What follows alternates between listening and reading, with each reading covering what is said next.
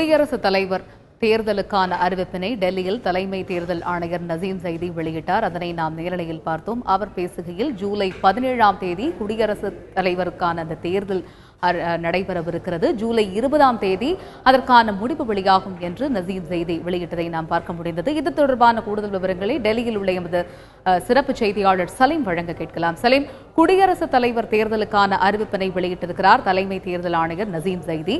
இந்த அறிவிப்பில் இடம்பெற்றிருக்கக்கூடிய வேறு சில முக்கிய விஷயங்கள் என்னவாக இருக்கிறது? Salim, over to you. அதாவது இப்ப நம்ம தமிழகத்தை, அதாவது குடியரசுத் தலைவர் தேர்தல் அப்படின்னு சொல்லி பார்க்கும் பொழுது யாரெல்லாம் ஓட்டு போடுவாங்க அப்படின்னா, நாடாளுமன்ற எம்பிக்கள் ஓட்டு போட்டாகணும்.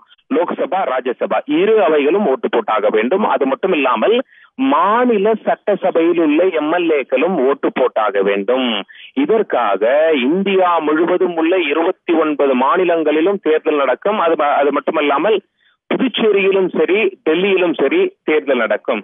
இப்போ அசிஸ்டன்ட் ரிட்டர்னிங் ஆபீசர், அதாவது தேர்தல் அதிகாரி அப்படின்னு சொல்லிட்டு பார்க்கும் பொழுது, உதவி தேர்தல் அதிகாரி அப்படின்னு சொல்லி பார்க்கும் பொழுது மாநிலம் வாரியாக கொடுத்திருக்காங்க.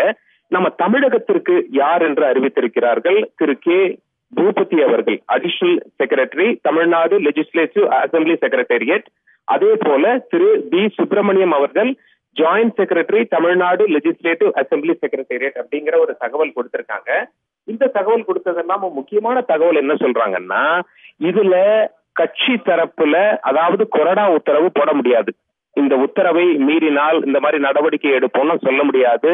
இது ஒரு ரகசிய வாக்குப்பதிவு. யார் யாருக்கு ஓட்டு போடுறாங்கன்னே தெரியாது. அந்த உத்தரவையும் அரசியல் கட்சிகள் ஓட்டு போடுபவர்களுக்கு கொறடா உத்தரவாக பிறப்பிக்க முடியாது அப்படிங்கறத தேர்தல் ஆணையம் உறுதி பண்ணிருக்காங்க. இது ஒரு முக்கியமான விஷயம்.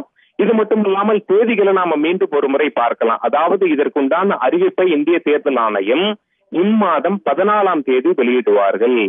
அதாவது வேட்புமனு தாக்கல் செய்ய 28ஆம் தேதி, வேட்புமனுக்களை சரிபார்ப்பது இம்மாதம் 29ஆம் தேதி, திரும்ப பெறுவது ஜூலை, அதாவது அடுத்த மாதம் 1ஆம் தேதி, தேர்தல் நடத்தப்படும் நாள் ஜூலை 17ஆம் தேதி, தேர்தல் அதாவது வாக்கு எண்ணிக்கை அப்படின்னு சொல்லி சொல்லுவாங்க இல்லையா, வாக்கு எண்ணிக்கை 20ஆம் தேதி காலையில 11 மணிக்கு தொடங்கும்.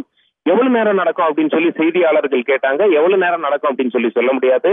அனைத்து வாக்குகளையும் எண்ணி முடித்த பிறகு நாங்கள் முடிவுகளை சொல்லிவிடுவோம் அப்படின்னு சொல்லி இந்திய தேர்தல் ஆணையம் சொல்லியிருக்காங்க. ஆக இந்தியாவுடைய ஜனாதிபதி குறித்த அதிகாரப்பூர்வ அறிவிப்பு இந்திய தேர்தல் ஆணையம் தான் வெளியிடும்.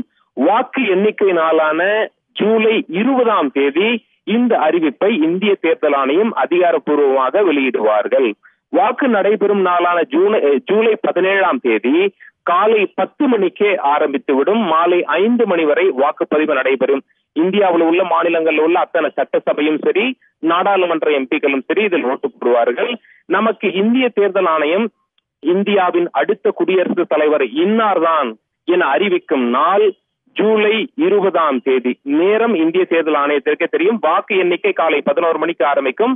வாக்கு எண்ணிக்கை நடத்தி முடிக்கப்பட்ட பிறகு இந்திய தேர்தல் ஆணையம் அறிவிச்சிருவாங்க. இன்னொரு சுவாரஸ்யமான விஷயம் என்னன்னா, இப்பெல்லாம் நாம வாக்கு எந்திரங்கள்ல போய் ஓட்டு போட்டே பழகிட்டோம். ஆனால் ஜனாதிபதி தேர்தல் அப்படி நடக்காது. வாக்கு சீட்டுல தான் வாக்களிக்க வேண்டும்.